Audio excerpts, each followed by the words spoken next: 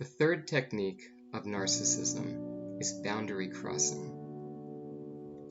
In our relationships, one thing that we should always have are boundaries.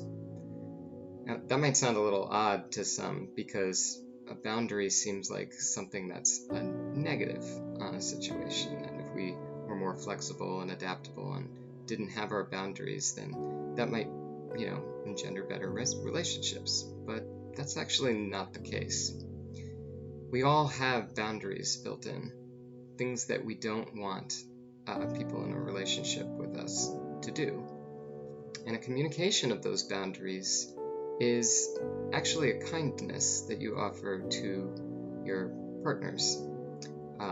You can then, give them a sense of what you don't want them to do so that they have the knowledge to know how to respect you and keep up a good relationship.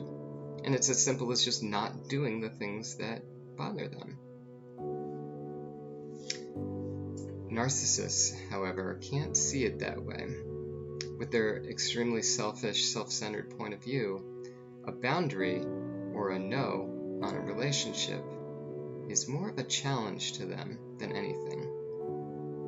It means restrictions, and since they want to control you putting in place boundaries is a big no-no for them. They don't want you to do that. They don't care about respecting you. They don't care what your preferences are.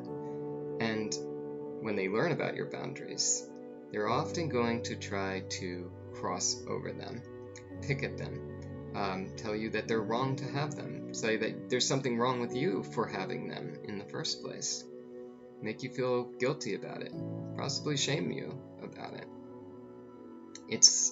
Boundaries are those things that, I think probably above anything else bother narcissists, to the point that if you're putting up boundaries right from the start, they're going to probably just dismiss you and move on to somebody else.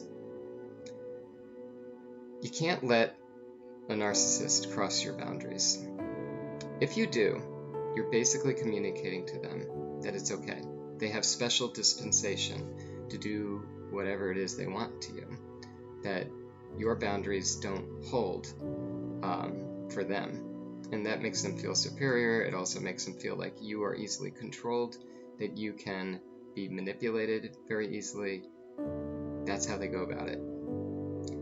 So a boundary is a challenge often.